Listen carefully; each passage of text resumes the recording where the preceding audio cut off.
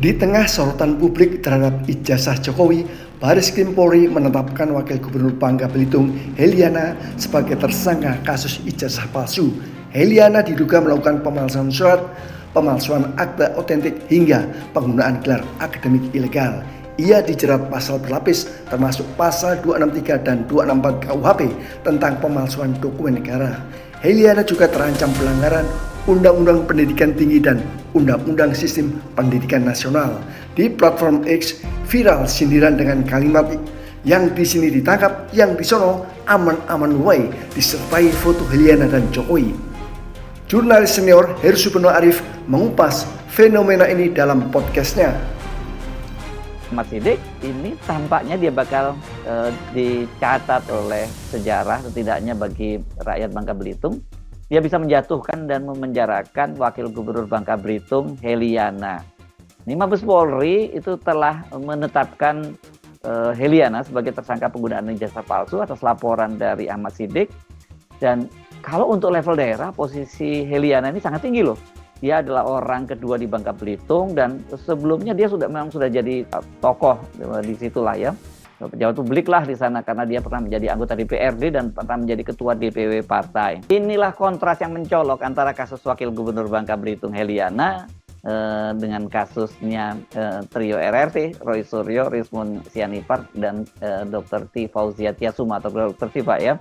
Karena bersama 5 orang lainnya itu kan mereka ini sudah ditetapkan sebagai tersangka di Polda Metro Jaya dalam perkara yang berkaitan dengan isu ijazah palsu mantan Presiden Republik Indonesia Joko Widodo.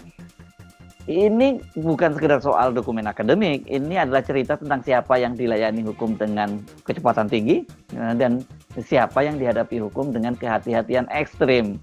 Kasus Heliana, Wakil Gubernur Kepulauan Bangka Belitung ini sekarang ini, waduh, kalau Anda baca di media sosial tuh rame banget dibahas ya.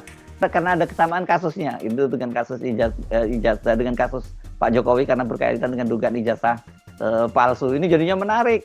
Coba kasusnya dilaporkan pada tanggal 21 Juli 2025, sekarang ini Desember lah ya, itu 5 bulan itu sudah ditindaklanjuti dan sudah ada yang sudah menjadi tersangka gitu. Bandingkan dengan kasusnya Roy Suryo dan kawan-kawan yang sudah bertahun-tahun ini.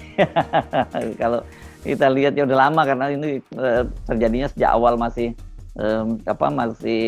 Jokowi menjadi presiden. Tapi kalau pelaporannya itu memang yang paling awal ini ke Mabes Polri ya, ini atau disebutnya bukan pelaporan tapi pengaduan pada waktu itu oleh TPUA, Tim Pembela Ulama dan Aktivis, itu tahun 2024 Desember.